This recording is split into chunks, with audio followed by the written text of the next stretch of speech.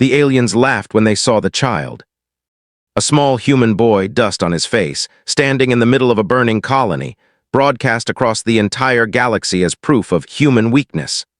To them, he was everything flawed about humanity. Fragile, emotional, broken. They didn't realize that same child would become the reason their empires collapsed. Because while the aliens mocked, humanity delivered its final warning: 72 hours to stand down. They laughed at that too. If you enjoy powerful HFY stories, hit like, subscribe, and share your thoughts, because what happens next will change how you see humanity forever. Now step into the moment the galaxy made its worst mistake. Commander Ethan Hayes stood alone in the center of the Galactic Council chamber. The architecture curved upward in impossible ways, built for bodies that bent differently, saw differently, thought differently. Alien delegates surrounded him in a vast ring, towering, floating, coiling, pulsing with colors that reflected emotions he didn't need to understand. He already knew what they felt: superiority. And boredom. Behind him, suspended in the chamber's projection field, hovered the image that had spread across the galaxy in the last 48 hours. The child. A human boy no older than 10, standing in the ruins of New Carthage colony. Smoke curled behind him.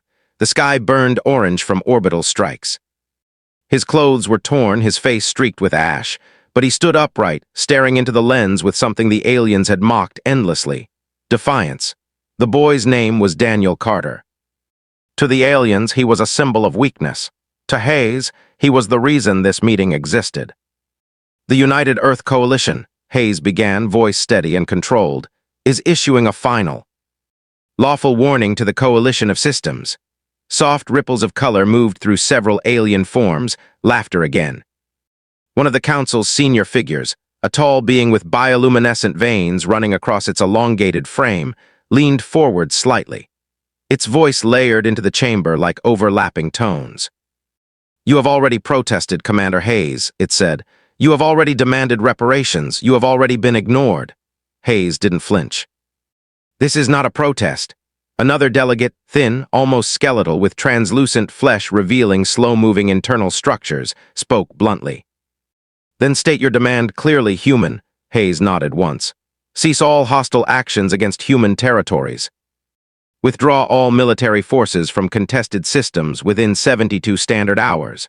Return all displaced civilians. Submit to independent tribunal review for war crimes committed against human populations." Silence followed. Then, a wave of visible amusement passed through the chamber. One alien rotated its entire upper body, its eyes focusing sharply on the projection of the child. "This one," it said, gesturing toward Daniel Carter. "This is your evidence of war crimes?" A low murmur followed, tones of mockery layered with curiosity. Hayes kept his eyes forward. "That is one of millions." "Millions," another delegate echoed. "Your species exaggerates under stress." Hayes exhaled slowly. New Carthage was a civilian colony, no military presence, no strategic value. It was destroyed in under 6 minutes. "Collateral," the bioluminescent one replied. Hayes' jaw tightened, but his voice remained calm. "You broadcast the aftermath yourselves." That caused a pause. "They were meant as demonstration," the same alien said after a moment. "A lesson in territorial boundaries." Hayes finally turned his head, just slightly, toward the image of the boy. Daniel Carter stood frozen in that moment of fire and ash, eyes locked forward. "They learned something," Hayes said quietly. The chamber dimmed a fraction, attention narrowing. "And what did they learn?" the skeletal alien asked. Hayes looked back at the council. "That humans warn before they act." He tapped a control on his wrist. A new projection replaced the child's image. A formal document, legal codes, treaty structures recognized across multiple species. "The United Earth Coalition's final warning is now recorded and transmitted," Hayes said. 72 hours, full compliance. Or we will initiate enforcement actions under interstellar law." A ripple passed through the chamber, not laughter this time, something sharper. "Enforcement," one delegate repeated. "You threaten a coalition that outnumbers your fleet's 12 to 1? Hayes didn't blink. "This is not a threat." The bioluminescent alien leaned forward again. "Then what is it?" Hayes met its glowing gaze. "A courtesy," Silence. Then laughter returned, louder, broader, unrestrained. Some delegates shifted away, already losing interest. Others pulsed in patterns that translated loosely as amusement. One voice cut through the noise, cold, analytical. And if we choose not to comply? Hayes didn't hesitate. Then in 72 hours, he said, you will understand why humans record their warnings. He turned without waiting for dismissal. Behind him, the image of Daniel Carter flickered back into existence, small, alone, surrounded by destruction, and still standing. 72 hours later, Commander Hayes stood on the bridge of the UEC warship Resolute. The stars ahead were calm, too calm. Final check, he said. Warning transmission confirmed across all channels, a voice replied. No response from the coalition of systems. Hayes nodded once. Of course not. They hadn't taken it seriously. Why would they? To them, humans were reactive, emotional, predictable. They thought the warning was theater. They thought the child was proof of weakness. They were wrong. Sir, another officer said, tension creeping into his voice, we're receiving something new. Hayes turned slightly. Define new. It's a broadcast, the officer said slowly. From the coalition. The bridge went still. Play it. The projection ignited. The same child, Daniel Carter, appeared again, but this time he wasn't standing alone. Alien figures surrounded him. One of them leaned close to the boy, its expression unreadable. This is your symbol, the alien voice echoed across the bridge. Observe how symbols break. Hayes' blood ran cold. The countdown timer appeared beside the image. 10 seconds. They're executing him live, someone whispered. 9, 8. Hayes stepped forward, voice sharp now. Trace the signal now. 7. Multiple relays, can't lock it down. 6, 5. The alien's hand tightened on the child's shoulder. 4. Daniel Carter didn't cry, didn't beg, he just stared forward. 3. 2, sir, the comms officer said, voice shaking. We have confirmation. 1. They've broadcast this to the entire galaxy. The feed cut to black. And for the first time since the war began, Commander Ethan Hayes felt something break. He didn't shout, didn't slam a console. He just closed his eyes for a single, controlled breath. Then opened them again, cold, precise, final. Mark the time, he said quietly. Yes, sir. 72 hours have expired. A pause, then execute phase 1. The stars ahead didn't change. But something unseen moved through them, something the aliens had never prepared for. And exactly 17 minutes later, the first coalition fleet disappeared without a signal, without debris, without a trace, as if it had never existed at all. And across the galaxy, for the very first time, the laughter stopped. Panic spread faster than any weapon. Coalition fleets began pulling back, scanning, searching, but there was nothing to find. Entire battle groups vanished the moment they entered specific coordinates. No energy signatures, no warnings, just absence. On the Resolute, Commander Hayes stood watching tactical data flow. Report, he said. Phase 1 successful, an officer replied.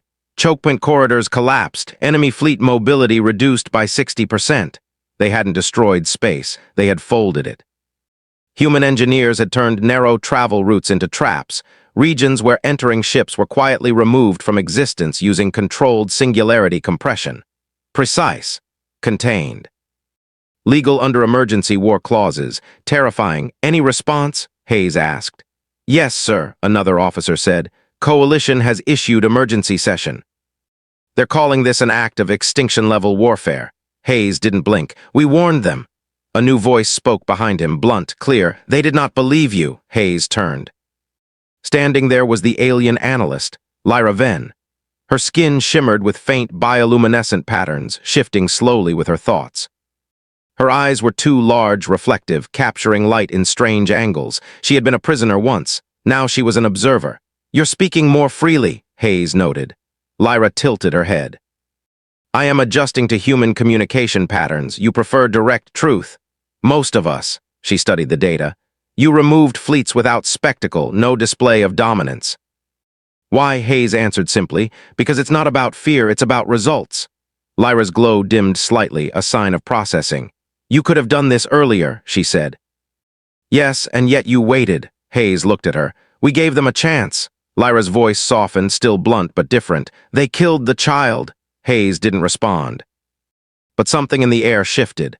Phase 2, he said. Ready, deploy humanitarian corridors. Lyra blinked. You are rescuing civilians. During escalation. Especially during escalation.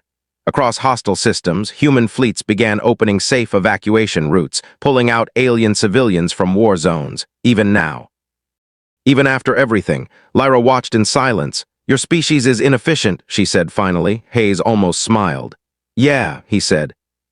We get that a lot. Far away, a coalition fleet regrouped at a major choke point.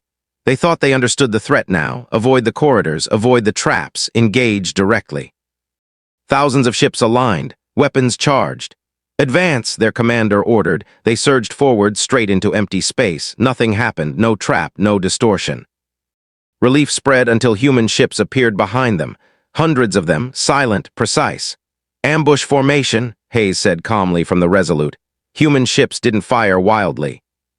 They targeted engines, command vessels, communications. The coalition fleet collapsed into chaos within minutes, disabled, not destroyed. Broadcast surrender terms, Hayes ordered.